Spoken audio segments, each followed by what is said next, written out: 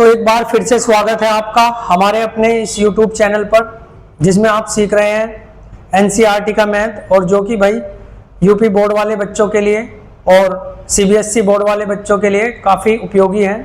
ठीक है, और यहाँ पर हम आप लोगों को कंप्लीट मैथ कराने का प्रयास कर रहे हैं। और आज हम 10th क्लास की वीडियो लेकर आप लोगों के सामने आए हैं, ताकि आप लोगों को और अच्छी तैयारी करा सकें और एक नई कड़ी इसमें जोड़ते हुए अपने कोर्स को और आगे की ओर बढ़ा सकें। ठीक है भाई, तो आज हम शुरुआत करेंगे किसकी 3.3 की, और जिसमें एक क्वेश्चन में पहले आप लोगों को करा चुका हूं। कल मैंने एक वीडियो आप लोगों के लिए दी थी जिसमें हमने 3.3 का क्वेश्चन नंबर 1, जिसमें लगभग 4-5 पार्ट थे, वो मैंने कर लिए थे।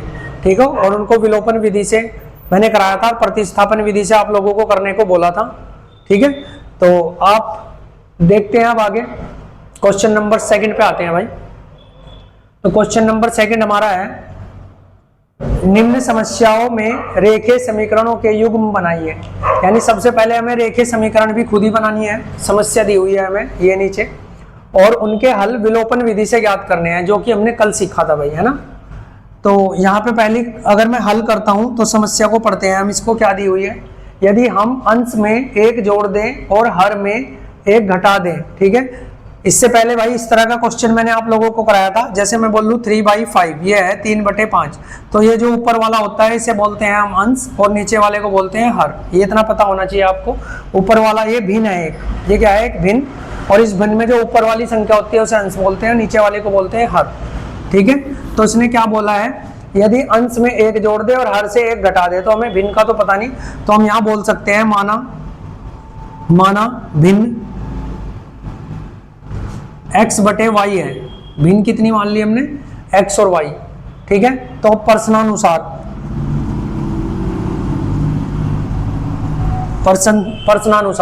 प्रश्न में क्या बोल रहा है, अंश में 1 जोड़ना है और हर में अंश में 1 जोड़ दे तथा हर से 1 घटा दे, और हर से क्या करना है, 1 घटाना है, तो वह भिन्न 1 में बदल जाती है। यानी जब ऐसा कर देंगे तो ये भिन्न कितने के बराबर हो जाएगी, 1 के बराबर हो जाएगी। इसको सॉल्व करते हैं भाई।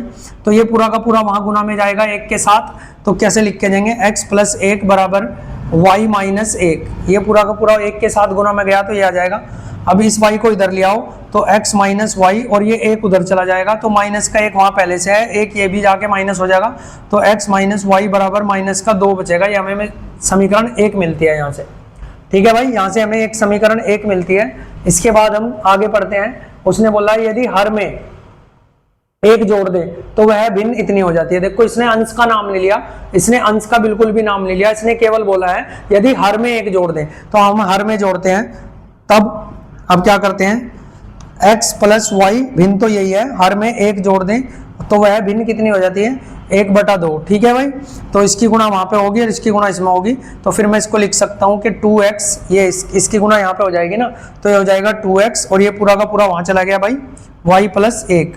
ठीक है, इस तरीके से 1 के साथ गुणा हो गया। y को इधर लाओ तो ये बचेगा 2x - y, और बराबर में उधर 1 ही रहेगा। ये हमारी समीकरण क्या होगी, 2। तो विलोपन विधि से हमने किस तरह से सीखा था भाई, विलोपन विधि से हमने देखा था कि अगर x और y को हमें किसी एक को काटना है ना, तो मैं यहाँ लिख लेता हूँ। अच्छा, एक चीज और समझना आप, यहाँ पर y और y है तो मैं दोनों को काट सकता हूँ, किसी में गुणा करने की जरूरत नहीं है। अगर देखो, मैं इसलिए बोल रहा हूँ भाई, अगर आपने ये वीडियो नहीं देखी, अगर आपने पिछली वीडियो नहीं देखी, तो आप पहले वो वीडियो देख लो, ताकि आपको ये वीडियो भी समझ आ सके, है ना। ये लेक्चर देखने से पहले आपको पहला लेक्चर जरूर देखना पड़ेगा, नहीं तो फिर आपको समझ नहीं आ पाएगा कि विलोपन क्या है और मैं कैसे इसको हल कर रहा हूँ। ठीक है, और जिसने पढ़ रखा है तो उनके लिए मैं यहाँ करा देता हूँ फटाफट से। तो ये लिखी हुई समीकरण x - y बराबर -2 है, और यहाँ पे बचा हुआ है 2x - y, और बराबर में क्या है, 1 है। ये 2 समीकरण है। अब देखना, इसमें मुझे कुछ करने की जरूरत नहीं है, सिर्फ क्या करना है, साइन चेंज नहीं करने पड़ेंगे, और साइन चेंज करने के लिए इसको इसमें से घटाना पड़ेगा। यानी मैं लिख सकता हूँ, यहाँ पे मुझे लिखना था, यहाँ समीकरण 1 व 2 से, समीकरण 1 व 2 से। तो जब इनको सोल्व करेंगे, तो अगर आपको इन्हें काटना है, दोनों को, y को काट लेते हैं, क्योंकि किसी के में गुणा करने की जरूरत नहीं है, x को काटने के लिए 2 की गुणा करनी पड़ेगी। तो इसको काट लेते हैं। तो इनके साइन चेंज करने पड़ेंगे, है ना। जो प्लस का है उसे माइनस कर दो और जो माइनस का है वो प्लस हो जाएगा, फिर ये कट जाएगा आराम से, और ये माइनस वाला प्लस वाला माइनस हो जाएगा। तो ये देखो भाई कट गया। अब यहाँ पे क्या बचेगा, माइनस के 2x है और x है प्लस का, तो यहाँ माइनस का केवल x बचेगा और बराबर ये माइनस माइनस जुड़ के माइनस का 3 हो जाएगा। तो यहाँ से x बराबर हमारे पास 3 बचता है, ठीक है। अगर x बराबर 3 आ गया तो अब हम x का मान कहाँ रखेंगे, समीकरण 1 में रखने पर। तो समीकरण 1 क्या है, समीकरण 1 है हमारे पास x माइनस वाई बराबर के माइनस के 2।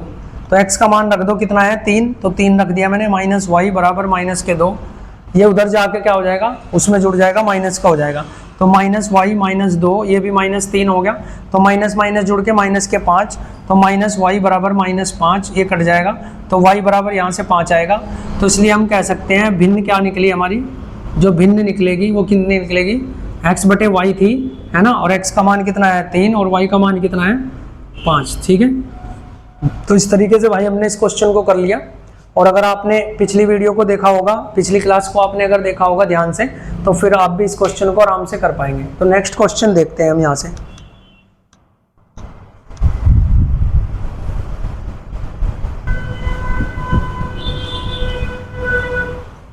तो चलिए भाई सेकंड क्वेश्चन देखते हैं हम। सेकंड क्वेश्चन लिखा हुआ है आप लोगों के सामने। सेकंड क्वेश्चन का सेकंड पार्ट मैंने दोनों क्वेश्चन एक साथ लिख दिए ताकि मैं जल्दी से ये सारी चीजें आप लोगों को समझा पाऊँ, नहीं तो फिर टाइम लगता भाई। तो 5 वर्ष पूर्व नूरी की आयु सोनू की आयु की 3 गुनी थी, यानी कोई नूरी है और कोई सोनू है। तो 5 वर्ष पहले नूरी की आयु सोनू की आयु से 3 गुनी थी, वो देख लेंगे। और 10 वर्ष पश्चात नूरी की आयु सोनू की आयु की 2 गुनी होगी, तो हो जाएगी। तो नूरी और सोनू की वर्तमान आयु बतानी है, ठीक है भाई। क्वेश्चन हमने पढ़ लिया। तो क्वेश्चन पढ़ने के बाद हम शुरू करते हैं। सबसे पहले यहाँ 2 चीजें दी हुई है, एक नूरी और एक सोनू। तो मैं यहाँ पे हल लिखता हूँ, हल, ठीक है, हल लिखता हूँ। और मैं लिखता हूँ माना नूरी की आयु x वर्ष है तथा सोनू की आयु y वर्ष है, ठीक है भाई। ये दोनों चीजें दे दी। अब उसने बोल रहा है 5 वर्ष पूर्व, तो प्रश्नानुसार क्या दिया हुआ है, 5 वर्ष पूर्व। तो आप एक चीज समझना, 5 वर्ष पूर्व मतलब अगर आज 20 के हो आप, तो 5 वर्ष पहले 5 कम हो जाएंगे, तो 15 के थे। तो 5 वर्ष पूर्व यहाँ नूरी x माइनस 5 रही होगी और ये y माइनस 5 रहा होगा। ये 5 वर्ष पूर्व होगी दोनों की आयु। 5 वर्ष पूर्व नूरी की आयु सोनू की आयु की 3 गुनी थी। तो इस समय नूरी 3 गुनी थी, तो अगर मैं इसमें 3 की गुना कर दूं तो अब ये दोनों बराबर हो गए, ठीक है। तो इसको लिख लेते हैं x माइनस 5 बराबर, इसकी गुणा करोगे पहले 3y, है ना, फिर इसमें करोगे 15, तो माइनस के 15। अब y को इधर ले आओ और इस 5 को उधर ले जाके प्लस कर दो। तो x माइनस 3y बराबर माइनस के 15, वो पहले से थे, और ये उधर जाके प्लस हो गए कितने 5, तो ये माइनस के 10 बचेंगे, यानी x माइनस 3y बराबर माइनस के 10। ये हमारी समीकरण क्या होगी 1, ठीक है भाई, समीकरण 1 होगी। अब दूसरी कंडीशन पढ़ते हैं। 10 वर्ष पश्चात, तो अगर आप आज 20 के हो तो 10 साल बाद आप कितने के हो जाओगे 30 के, यानी दोनों में 10 जुड़ जाएगा। तो 10 वर्ष बाद देखना है, तो x प्लस 10 है ना, और y प्लस भी कितना हो जाएगा 10। 10 वर्ष पश्चात दोनों में 10 10 जुड़ जाएगा। तो 10 वर्ष पश्चात नूरी की आयु सोनू की आयु की 2 गुनी हो जाएगी। तो अब नूरी कितनी हो जाएगी 2 गुनी, तो 2 की गुना भी इधर करनी पड़ेगी तभी तो बराबर होंगे। तो ये हो जाएगा x प्लस 10 बराबर 2 की गुना पहले y में करो 2y प्लस इसमें करो तो 20, ठीक है। ये 10 उधर जाके घटेगा भाई, ये इधर आ जाएगा। तो x माइनस 2y बराबर, ये 10 उधर जाके मैंने डायरेक्ट घटा दिया, इसमें से 20 में से उधर जाके घट गया तो 10, ठीक है। ये हमारी समीकरण आ गई 2। तो इस तरीके से हमने समीकरण निकाल ली। अब हमको क्या करना है, इसको सोल्व करना है। देखो हम x को काट सकते हैं यहाँ से, या तो x को काट लो, नहीं तो फिर आप क्या करना, इसमें 2 की गुना करना, इसमें 3 की, तो फिर ये दोनों बराबर हो जाएंगे, 6 हो जाएंगे, तब ये कट जाएगा। तो दोनों तरीके से आप किसी भी को भी कर सकते हैं। सिंपली x कट रहा है तो x को काट लो भाई। तो समीकरण 1 व 2 से, समीकरण 1 व 2 से, समीकरण 1 व 2 से यहाँ लिखना पड़ेगा मुझे, मैं इसको फिर रेज कर दूंगा, है ना, क्वेश्चन करने से पहले। तो समीकरण 1 क्या है, x माइनस 3y बराबर माइनस के 10, है ना। और समीकरण 2 क्या है, x माइनस 2y बराबर में 10, ठीक है, इस तरीके से दिया हुआ। अब आप एक चीज समझना, अगर आपको इसको काटना है तो एक माइनस का होना चाहिए ना, तो ये माइनस का हो गया तो ये प्लस हो जाएगा और ये क्या हो जाएगा माइनस सी, तो यहाँ से क्या कट जाएगा। तो अब एक चीज समझना आप यहाँ से, यहाँ पे क्या है माइनस का 3 है, ये प्लस का 2 है, तो y बचेगा केवल, वो भी कौन सा माइनस का, क्योंकि माइनस के 3 है ना, 3 बड़ा है माइनस वाला, और ये माइनस के 20 हो जाएंगे, तो y से y का माइनस से माइनस, तो y बराबर हमें क्या मिल जाएगा यहाँ से 20 मिल जाएगा एक संख्या। अब y का मान निकाल लो, y का मान तो निकल गया समीकरण 1 में रखने पर, y का मान समीकरण 1 में रख देंगे, समीकरण 1 x माइनस 3 y बराबर माइनस के 10 है ना, तो y की जगह क्या रख दोगे आप 20, तो ये हो जाएगा 20 दिया 60, ठीक है 60। अब ये 60 उधर जाएगा भाई, और उधर जाके क्या हो जाएगा प्लस, तो x बराबर माइनस के 10 वहीं रह गया, ये 60 उधर जाके प्लस हो गया, 20 दिया 60 हो ना, ये माइनस का है तो उधर जाके प्लस हो गया, तो यहाँ से प्लस का क्या बचेगा 50, तो x बराबर आ गया 50, ठीक है। तो अब आप यहाँ से बता सकते हो कि नूरी की आयु कितनी निकली 50 और सोनू की आयु कितनी है 20, क्योंकि नूरी को मैंने x मानना था तो हम लिख लेंगे, इसलिए नूरी की आयु 50 वर्ष और सोनू की आयु कितनी है भाई 20 वर्ष, ठीक है। इस तरीके से हमने ये क्वेश्चन कर लिया। अब मैंने ये पहले से लिख लिया था तो इसको मैं हटा देता हूँ, फिर मैं इस क्वेश्चन को फटाफट आप लोगों को करा देता हूँ, ठीक है भाई। तो यहाँ से मैं इसको हटा देता हूँ, इस तरीके से करना है आप लोगों को। चलो अब क्वेश्चन नंबर 2 देखते हैं। यहाँ कहा है दो अंकों की एक संख्या के अंकों का योग 9 है, तो दो अंकों की संख्या कैसी होती है, जैसे भाई मैं लिख दूं 21, ये दो अंकों की संख्या है, 35 ये दो अंकों की संख्या है, इसमें एक अंक इकाई का होता है ना, और एक अंक क्या होता है भाई दहाई का, बस दहाई तक होते हैं क्योंकि 2 ही तो अंक है। तो दो अंकों की संख्या के अंकों का योग कितना है, अगर उसके अंकों का योग करें तो कितना हो गया 9 है, ठीक। तो अभी मैं फिलहाल इसको लिख लेता हूँ, फिर आगे की कंडीशन पढ़ेंगे। तो मुझे यहाँ मानना पड़ेगा, तो मैं कह देता हूँ हल, यहाँ से देख लो है ना हल, इसका हल यहाँ से है भाई है ना, इसको हटा दो, इसका हल यहाँ से है। तो मैंने कहा माना दहाई का अंक x है और इकाई का अंक y है, ठीक है भाई। तो दहाई का अंक x मान लिया और इकाई का अंक कितना मान लिया हमने y, ठीक है। तो अगर ये दोनों है तो अब क्या करना है, इकाई और दहाई का आ गया, तो संख्या क्या बनेगी, संख्या क्या बनेगी भाई, संख्या बनेगी हमारी किस तरीके से आपको पता है, ऐसे ये बनेगी, इकाई दहाई का अंक ये है, इकाई का अंक ये है, तो संख्या इस तरीके से बनेगी। तो लेकिन वास्तव में संख्या ये इसका फॉर्मेट नहीं होता है ना, वैसे तो हम लिख दें जैसे मैंने 35 लिख दिया, लेकिन वास्तव में ये बना कैसे था, ये इकाई का अंक है तो इसमें 1 की गुणा हुई थी, प्लस ये दहाई का अंक है तो भाई इसमें 30 की गुणा हुई थी, ठीक है। तो फिर जब मैंने इसको सही करके लिखा तो ये 10 या 30 हो गया था, प्लस ये 5 कम 5 हो गया था, तब जाके मैंने इसको 35 लिखा था। लेकिन इसको हम इस तरीके से नहीं लिख सकते, तो सेम इसे भी ऐसे ही करना पड़ेगा। तो संख्या हमारी क्या बनेगी, y में किसकी गुणा होगी 1 की, प्लस x में कितनी गुणा होगी 10 की, तो ये कितना हो जाएगा 10x प्लस y, है ना। तो संख्या हमारी ये बनेगी भाई, ठीक है। संख्या हमारी क्या बनेगी, संख्या बनेगी ये। तो अब हम क्या कर लेते हैं, आगे चलते हैं, क्योंकि अभी हमें कंडीशन दी हुई है कुछ, है ना, फिर तो हम निकाल ही लेंगे। आगे एक और चीज समझ लो, इस संख्या के, अच्छा इसको मैं एक समीकरण बना सकता हूँ, क्योंकि एक समीकरण मेरे पास बनी हुई है, क्या दो अंकों की संख्या के अंकों का अगर योग किया जाए तो 9 आएगा। तो प्रश्नानुसार मैं ये बोल सकता हूँ कि दो अंकों की संख्या तो ये है, उसका अगर योग करूं यानी दोनों अंकों को अगर जोड़ दूं, जैसे मैंने 35 का उदाहरण लिया था, इन दोनों को जोड़ दूं तो 8 नहीं आएगा, तो इन दोनों को अगर जोड़ दिया जाए तो x प्लस वाई बराबर कितना आ जाएगा, वो 9 आ जाएगा। तो यहाँ से हम समीकरण 1 लिख सकते हैं, ठीक है। फिलहाल हम यहाँ पे समीकरण 1 लिख सकते हैं। तो अब आगे चलना है, तो ये संख्या बन गई हमारी, है ना। इसके बाद इसने क्या बोल रहा है, इस संख्या का 9 गुना संख्या के अंकों को पलटने से बनी संख्या के 2 गुना है, तो यानी संख्या के अंकों को पलटना पड़ेगा। तो अब हम क्या करेंगे, यहाँ पे संख्या के अंकों को पलट लेंगे। संख्या के अंकों को कैसे पलटेंगे, पहले दहाई पे, पहले जैसे ये 35 है तो इसे 5 53 लिख लें इस तरीके से। तो यानी जो पहले एक्स वाई था अब उसे वाई एक्स कर देंगे, ठीक है, समझ आ गई बात। तो क्या कर देंगे उसे एक्स वाई।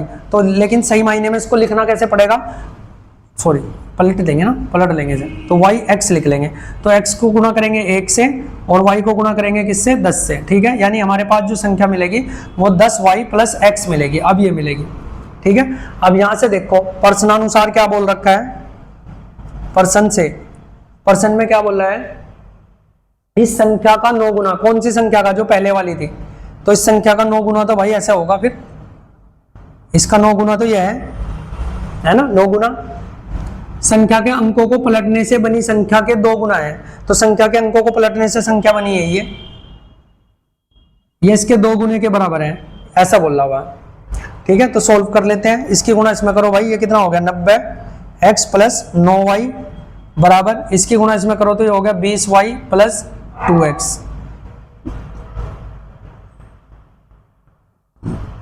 ठीक है।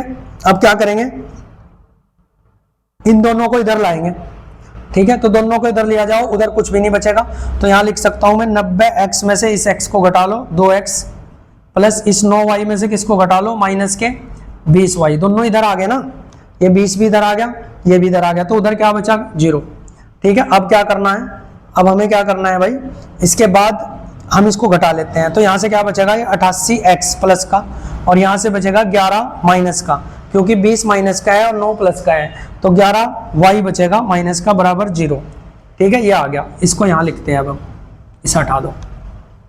देखो इसको थोड़ा छोटा करने के लिए, क्योंकि एक समीकरण तो हमारे पास बहुत छोटी सी रखी हुई है, इसको थोड़ा छोटा करने के लिए मैं यहाँ से 11 कॉमन ले सकता हूँ दोनों में से, तो इसमें से 11 कॉमन आएगा तो यहाँ 8 बचेगा और यहाँ 11 पूरा बाहर आ जाएगा, तो 11 कॉमन ले लो, 11 कॉमन लेने पे क्या बचेगा, यहाँ 8 बचेगा। देखो वापस 11 की गुणा करोगे तो 88 नहीं हो जाएगा, ठीक है। कॉमन इस लेने के बाद क्या बचता है भाई, 11 कॉमन लेने के बाद 77 नहीं बचने का, ये ध्यान रखना, कितना बचेगा 88, 8 बचेगा। क्यों बचेगा, क्योंकि 11 से 88 कितनी बार होता है भाग, 8 बार, तो जितनी बार वो भाग जाता है उतना बचता है, ठीक है। तो ये x और माइनस 11 तो पूरा बाहर आ गया, y और बराबर में 0 है, ठीक है। ये 11 जब इसके बटे में जाएगा 0 के, तो ये 0 हो जाएगा, यानी 8x माइनस वाई बराबर यहाँ से हमें 0 मिलती है, और समीकरण क्या आ जाती है 2, ठीक है। समीकरण हमारी आ गई 2, इस तरीके से हमने ये भी निकाल ली।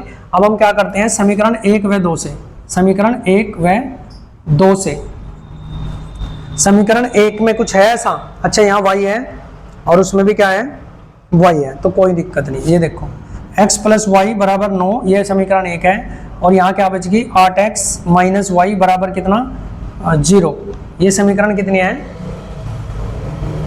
2 है, तो इनको जोड़ने पर ही हो जाएगा बस। देखो x से ये कट गया, y से y, तो यहाँ बचेगा 9x, एक x ऊपर वाला 8 ये, तो 9x बराबर किसके 9 के, तो x बराबर कितना आ जाएगा 1, x बराबर यहाँ से कितना आ जाएगा 1, 9 से 9 कट जाएगा ना, तो x की वैल्यू 1 आ गई। अब हम क्या करते हैं, x का मान समीकरण 1 में रख लेते हैं, तो x का मान समीकरण 1 में रखने पर, ये तो आप लिख ही लोगे भाई, तो समीकरण 1 क्या है, समीकरण 1 है x प्लस वाई बराबर 9, x का मान कितना निकला है भाई 1, तो 1 प्लस वाई बराबर कितना 9, ये 1 उधर जाकर घट जाएगा, तो y बराबर कितना आ जाएगा 8, y बराबर आ जाएगा यहाँ से 8, ठीक है।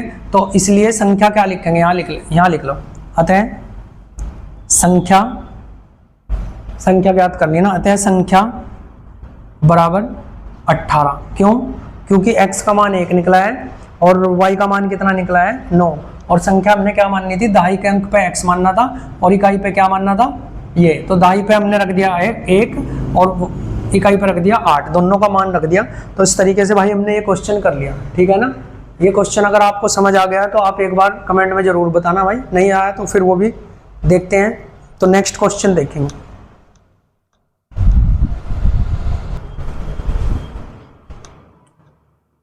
तो चलिए भाई क्वेश्चन नंबर 2 का हम 4th पार्ट देखते हैं। 4th पार्ट में क्या है, मीना 2000 रुपए निकालने के लिए एक बैंक गई, ठीक है।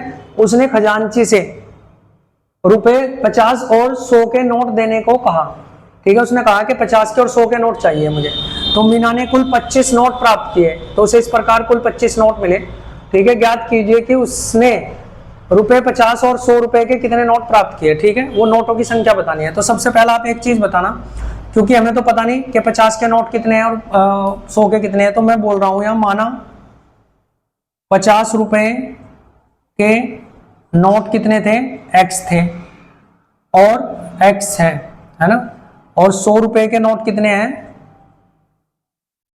y है। ठीक है, तो अब प्रश्नानुसार, अब आप एक चीज समझना, प्रश्नानुसार उसने कहा कि उसे कुल कितने नोट मिले, 25 नोट मिले। तो आप एक बात बताओ, x इसके मिले, y इसके मिले, तो x प्लस y दोनों नोट मिलाकर कितने होने चाहिए, 25। तो समीकरण 1 बन गई भाई, समीकरण 1 बन जाती है यहाँ से। अब आप एक चीज बताना, उसने कुल कितने रुपए प्राप्त किए, 2000 रुपए। अब आप एक चीज समझो कि अगर सपोज करो ये नोट जो थे, मान लो मैंने मान लिए 10 थे, सपोज करो ये नोट कितने थे, 10 थे। ठीक है, तो अगर ये 10 नोट थे तो 50 रुपए के हिसाब से कितने के होंगे, गुणा करके ही तो बताओगे आप, 500 के। सही है ना, गुणा करके बताओगे ना।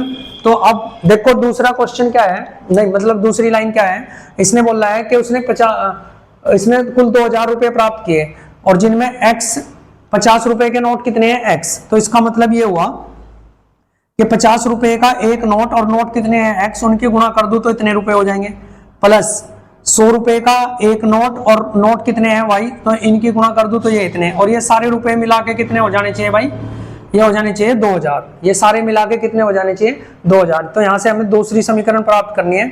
अगर हम चाहो तो इसको इस तरह भी सॉल्व कर सकते हैं, लेकिन मैं क्या करता हूँ, यहाँ से 50 कॉमन ले लेता हूँ, क्योंकि 50 सब में है तो फिर मुझे थोड़ा सा आसानी हो जाएगी। तो 50 यहाँ से जब मैं कॉमन लूंगा तो 50 कॉमन लेने पर यहाँ तो x ही बचेगा और यहाँ 2 बचेगा, और यहाँ बचेगा भाई कितना, 4। यहाँ कितना बचेगा, ठीक है, नहीं यहाँ से कॉमन लेने की जरूरत नहीं, यहाँ इसको ऐसे ही रख लो, इधर से कॉमन ले लिया। तो अब क्या होगा, ये इसके बटे में जाएगा और ये इसको काट देगा। ठीक है, ये इसके कहाँ जाएगा, बटे में। तो जब ये बटे में जाएगा तो मैं इसको यहीं काट लेता हूँ। देखो 0 से 0 गई और इससे कितनी बार गया, 4 बार। तो यानी x प्लस 2y बराबर में बचेगा 40। ठीक है, ये समीकरण कौन सी आ जाएगी, 2। तो इस तरीके से हमने दोनों समीकरण प्राप्त कर ली। अब हम क्या करते हैं, x को काट लेंगे, है ना, तो जोड़ने पर ही कट जाएगा, घटाने पर कटेगा। ठीक है, तो समीकरण 1 से, समीकरण 1 व 2 से, या हम कह सकते हैं समीकरण 1 से समीकरण 2 को घटाने पर। ठीक है, तो घटा लो, x प्लस वाई बराबर में 25, ये तो समीकरण 1 है और ये समीकरण है, तो x प्लस 2y बराबर में 40। इसको घटाने पर, तो घटाएंगे तो यहाँ घट जाएगा, ये भी घट जाएगा, ये भी घट जाएगा, इस तरीके से घट जाएगा। ठीक है, तो इसको काट लेंगे, ये इससे कट गया भाई, तो यहाँ पे क्या बचेगा, माइनस का y।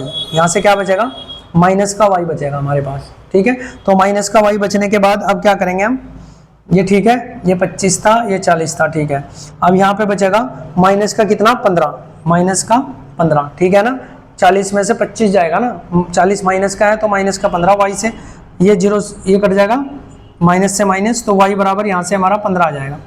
अब हमें क्या करना है, x का मान निकालना है।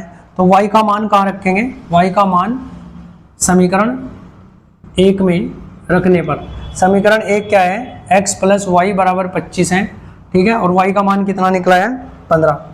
तो ये 15 उधर जाके घट जाएगा भाई ना, 15 उधर जाके घट जाएगा, तो x बराबर 25 माइनस 15, यानी यहाँ से x बराबर कितना आ जाएगा, 10। इसका मतलब हमें पता चलेगा, और यही बताना था कि 50 और 100 के कितने कितने नोट हैं। तो 50 के नोट हमने x मानने थे, तो हम यहाँ कह सकते हैं अतः 50 के नोटों की संख्या बराबर 10 है, क्योंकि x मानना था ना, और 100 के नोटों की संख्या कितनी है, 15 है। ठीक है भाई, तो इस तरीके से हमने ये क्वेश्चन भी कर लिया और इसका आंसर भी बिल्कुल सही आ गया।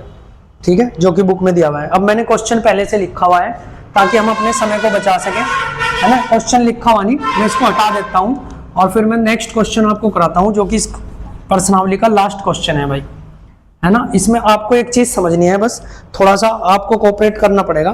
क्या कोऑपरेट करना पड़ेगा, क्वेश्चन मैंने इसका लिखा नहीं है ना, तो क्वेश्चन मैंने लिखा नहीं, मैं बुक से बोल देता हूँ और फिर मैं उसको फटाफट से आपको समझा दूंगा। ठीक है, इतना थोड़ा सा कोऑपरेट आपको करना पड़ेगा। तो मैं बोल रहा हूँ किराए के लिए पुस्तकें देने वाले किसी पुस्तकालय का प्रथम 3 दिनों का एक नियत किराया है। यानी कोई पुस्तकालय किराए पर पुस्तकें देता है, उसका प्रथम 3 दिनों का एक नियत किराया है। पहले 3 दिनों का नियत यानी एक निश्चित किराया है कि इतना तो आपको देना ही देना है, तथा उसके बाद प्रत्येक अतिरिक्त दिन का अलग किराया लगेगा। यानी 3 दिन का तो एक फिक्स है, यानी 10 रुपये 20 रुपये कितना देना पड़ेगा। उसके बाद अगर आप चौथे दिन रखते हो तो उसके लिए कुछ अतिरिक्त किराया है। सरिता ने 7 दिनों तक एक पुस्तक रखने के लिए 27 रुपए अदा किए, ठीक है, जबकि सूजी, कोई लड़की सूजी है, सूजी ने एक पुस्तक 5 दिनों तक रखने के लिए 21 रुपए अदा किए। नियत किराए और अतिरिक्त किराए की किराया बताना है, ठीक है भाई। तो इसमें मैं लिख लेता हूं, जैसे इसको तो हटा दो, है ना, क्योंकि ये क्वेश्चन नहीं है, कभी आप इसको समझो, ठीक है। क्वेश्चन क्या था, क्वेश्चन था, तो हम कह लेंगे माना, यहां से हल करना शुरू कर रहा हूं भाई मैं, क्वेश्चन मैंने पढ़ दिया, आपको थोड़ा सा कोऑपरेट करना पड़ेगा। तो मैं कह रहा हूं माना नियत किराया